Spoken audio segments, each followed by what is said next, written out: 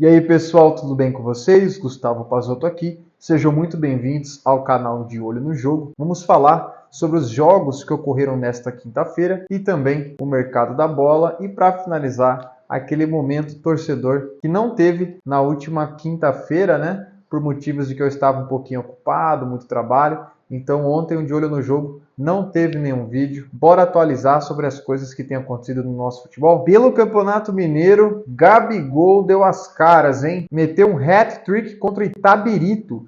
No jogo ocorreu no Horto e o time do Cruzeiro desencantou. Dudu também fez uma boa partida, mas o Gabigol foi o nome do jogo. No primeiro gol, ele errou um pênalti no rebote, fez o seu primeiro gol pela camisa do Cabuloso. Depois, novamente, teve um pênalti que ele converteu diretamente e um gol com bola rolando. Deu as cartas ao Clube Mineiro, o Gabigol. Já no Campeonato Carioca, o Flamengo venceu por 2-0 o Sampaio Corrêa com gol de Alcaraz. Só que pouco tempo depois, gente, foi assim, menos de 24 horas depois, já foi noticiado que o Alcaraz deixou o Flamengo, né? Mas isso a gente fala no mercado da bola, tá bom? Tô só ressaltando porque ele fez o gol, um dos poucos, né? Pela essa passagem apagada que ele teve pelo Flamengo até aqui. Eu nem vou falar sobre os resultados que ocorreram na quarta-feira, porque já deixou de ser uma coisa factual, já ficou frio, né? O pessoal já está por dentro de tudo que aconteceu na rodada. Então,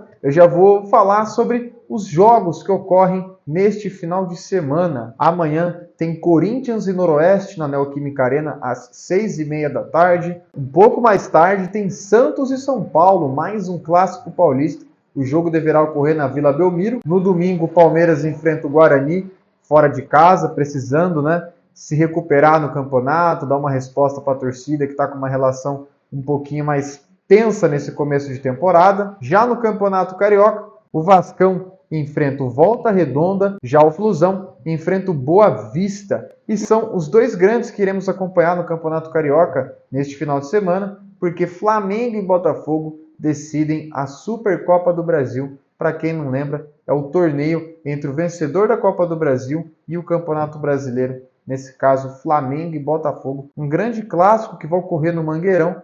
Vale a pena assistir no domingão. O Grêmio enfrenta o São Luís e o Internacional enfrenta o Avenida. Fechando com o Campeonato Mineiro, o Cruzeiro enfrenta o Uberlândia e o Atlético Mineiro visita o Vila Nova. Bora falar de mercado da bola, que está um pouquinho mais agitado nesses últimos dias. O Atlético Mineiro anunciou Coelho, jogador que pertencia ao Atlético Paranaense, custou os cofres do Galo algo que gira em torno de 36 milhões de reais. Já o Rony, que era dado como certo, né, a saída dele do Palmeiras para um time do Catar, não conseguiu concluir a negociação a tempo por conta do fuso horário.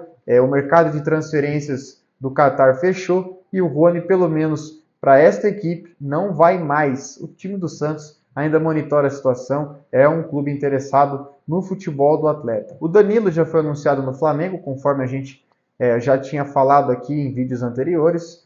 Também tem a saída do Alcaraz, que pegou todo mundo de surpresa, porque não havia nenhuma especulação de que ele fosse ser negociado. Um jogador que chegou ano passado na reta final do campeonato, né, ali do segundo semestre, custou caro, é até hoje considerado o jogador mais caro da história do Flamengo. Teve poucas oportunidades. Na verdade, eu acho que não rolou uma adaptação, né?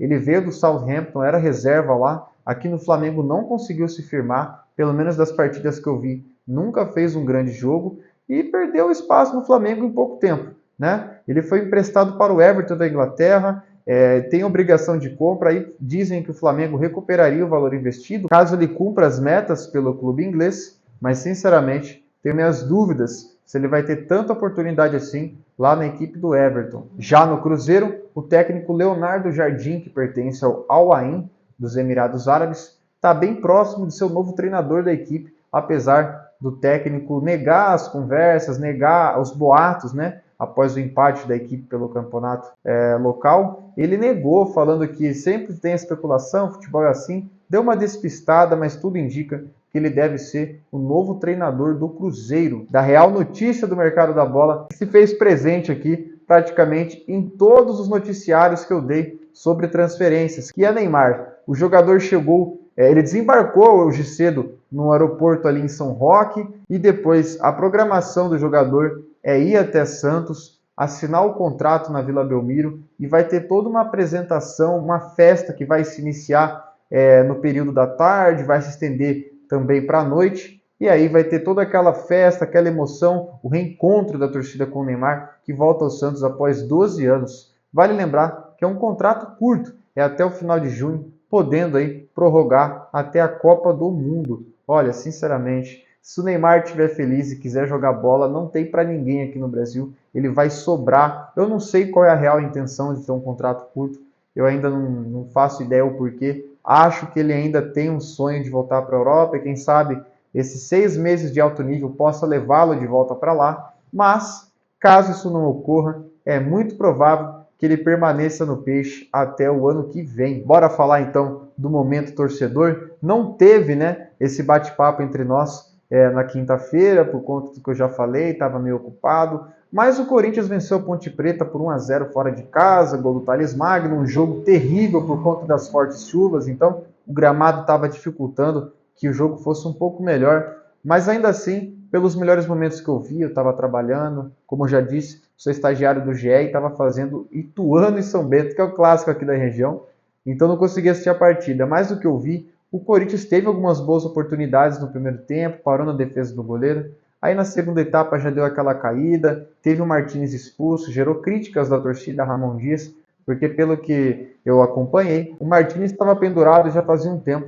e ele optou por tirar o Thales Magno e não o Martínez ou o Alex Santana. Curiosamente, também ficou amarelado e é mais um jogador que não enfrenta o Noroeste no jogo de amanhã. Bom, eu, sinceramente, não exigiria uma grande partida do Corinthians nesse jogo contra a Ponte, até pelo real cenário do campo muito molhado, e ainda assim o time conseguiu mais uma vitória, divide ali a liderança do grupo A com o Mirassol, que está na frente por questões de saldo de gols. E vamos ver como o Corinthians vai reagir, né? Eu penso que amanhã e segunda-feira é crucial que o Corinthians vença para chegar contra o Palmeiras embalado e também com a classificação bem encaminhada. É como eu já falei, o Corinthians precisa terminar essa primeira fase como o melhor dos grandes, porque numa possível decisão ele tem que enfrentar e decidir em casa, já que os clássicos não têm sido forte do Corinthians nos últimos 4 anos. Vamos ver o que vai acontecer. Pessoal, hoje o momento torcedor ele foi bem curtinho, porque também não tem muita coisa acontecendo no Corinthians, além dos resultados e as partidas nos últimos dias, né? Mas qualquer novidade,